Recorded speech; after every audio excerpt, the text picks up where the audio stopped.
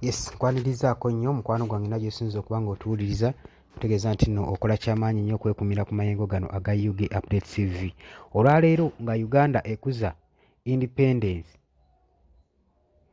olwaleero nga Uganda ekuza independence nga Pulezidenti Yoweri Kaguta Museveni yaleeyo mu bikujjuko avuga ajaguza, tekirobedde Pulezidenti wa National Unity Platform, Pulezidenti w'abantu Robert Kyagulanyi Ssentamu eyali mu music industry n'akyuka n'adda mu byobufuzi kati nga yaleebya banne era nga yabakwatidde bendera.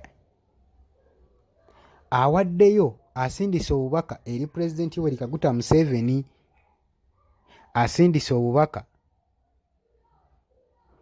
eri Pulezidenti Yoweri Kaguta Museveni ku independence day ebbanga lyamaze ng'afuga eggwanga Uganda. Kutegeeza nti nno ku UG Update TV kw'osinzira okuba ng'otuwuliriza era nga nkutegeeza nti mukwano gwange okola kyamaanyi nnyo okwekuumira ku mayengo gano aga UG Updates TV. Habula gwe atanna kuba ng'osubscribinga, kubiriza muganda wange genda maaso n'okuba ng'osubscribinga ku UG Updates TV, sharinga, commentinga, abali e Bulaaya, diaspora, mitala w'amayanja, mbalamusizaako nnyo mwe bali kwekuumira ku mayengo gano aga UG Updates TV. Kaakati muganda wange nga Pulezidenti Yoweri Kaguta Museveni ali mu kujaguza bakuza Independence Day,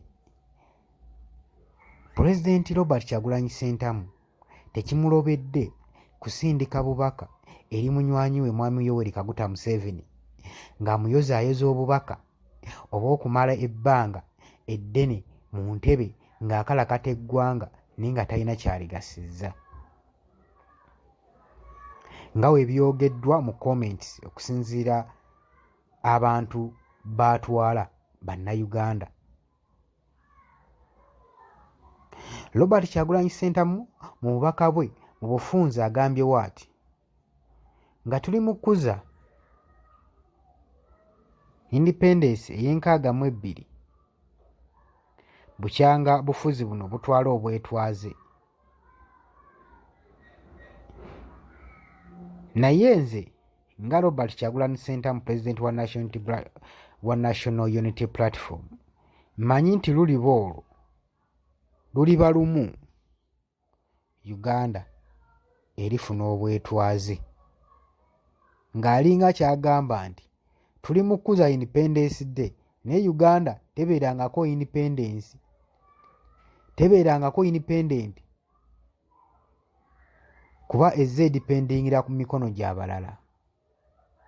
Agambye tetusobola kukuza lunaku lwa independence nga Uganda mukyanga ba colonialist bava ku ntebe ne tubanga tufunye obwetwaze okuva mwami Yoweri Kaguta Museveni we yajja mu ntebe.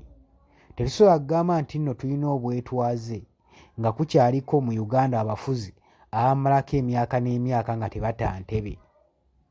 Obwo tebuba bwetwaze.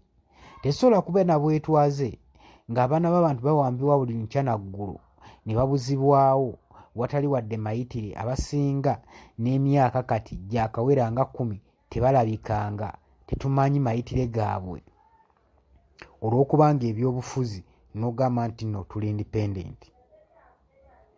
Tetusobola kubeera awo nga buli kintu ekyetaagisa kubanga tukola mu ggwanga, tugeze oba amafuta, nguudo, factories, byonna byonna ebintu tubinona mawanga g'ebunaayira. Tetusobola kugamba nti nno tuli independent. Tetusobola kugamba nti tuli independent nga munansi waavaayo n'ayogera ku kikyamu ekigenda mu maaso mu gavumenti emutwala, agenda kukwatibwa asibibwe oba agenda kukwatibwa atokyalingibwe oba n'okuttibwa attibwe.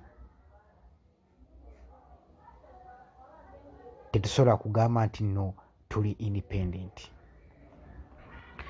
Tetusobola kitwala nti tuli independent wadde n'akamu n'akeddagala nga mu Uganda mukyalimu 70% ey'abantu abatalina mirimu era abatalina na kyakulya.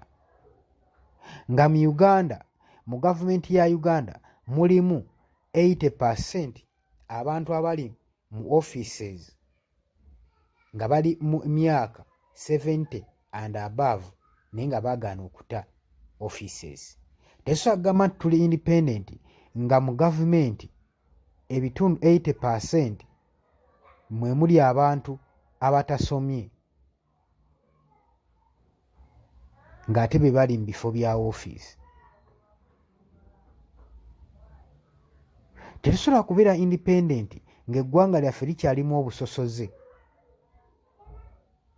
obw'ekika ekyawaggulu, nga waakulaze nti offices oyinza osanga 80% nga yonna yonna ejjuddemu tribe emu yokka yokka.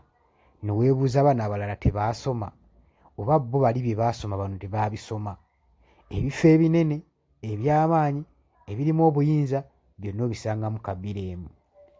Ne weebuuza Uganda is meant for one tribe oba tribe zonna zonna mweziri. Tetusobola kubeera independent nga gavumenti tribe ezimu eziyisa bulala nga n'endala eziyisa bulala. Tetusobola kubeera awo gwe muganda wange. Ensi ejjudde obusosoze obw'ekika ng'ekyo bwe nkulazeeko, naffe ne twetwala nti tuli independent. Wano mu Uganda w'osanga ebintu byaffe bye twekolera nga mu Africa nga bivumaganyizibwa nga tebabiwa mwagaanya. Kati nawuliddeko waliwo profesa ayagala okuteekawo kanso wano mu Uganda ebeere nge kanso ey'Oluswayiri ey'okukuza olulimi Oluswayiri ebeere nga ye official language wano. Kyokka ng'Oluganda olutwala 80% wano mu Uganda okuba nga lwogerebwa balusudde muguluka olw'okuba si lulimi lwabwe, olw'okuba nga lusinga olwabwe okuba popular. Kati baagala bateekewo ate olulimi olugwira lwe baba batuleetera wano. Olaba ebintu nga bino tosobola fuga ggwanga ne ligenda mu maaso nga buli kintu okirinamu obujja. Pulezidenti alina okubeera neutral nga toyina, omukulembeze olina okubeera neutral nga toyina sayidi gy'ogwako, nga buli kintu okitwala mu enkanonkano ng'oteekawo gender justice eya bonna, ng'omwenkanonkano mweguli mu ggwanga, nga buli bantu bayisa kyenkanyi, yeyo omukulembeze omutuufu.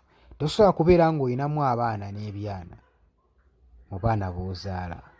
Ekyo ekintu gavumenti yaffe musaanidde mukitegeere era mukimanyi. Baganda bange, mbeebaza okwekuumira ku mukutu guno. Mwebale kubeerako nga mutuninze nga ye mulaba. Mbaagala nnyo nnyo mmwe abasubscribinze nammwe abasharinga mbaagala nnyo. Gw'ajja mu comment section nkwagala nnyo, era kubiriza ojje mu comment section tumale okuwasaganya ku birowoozo, tuwanyisiganye ku birowoozo, tulabe ki ekigenda, tutemere empenda ki ekigenda okuyamba eggwanga Uganda ng'omukwano gwange ali eyampuliriza. Naye nga nkutegeeza nti obadde muwuliriza mulungi, tova ku Yugi Updates TV, tugenda kubanga tukomawo.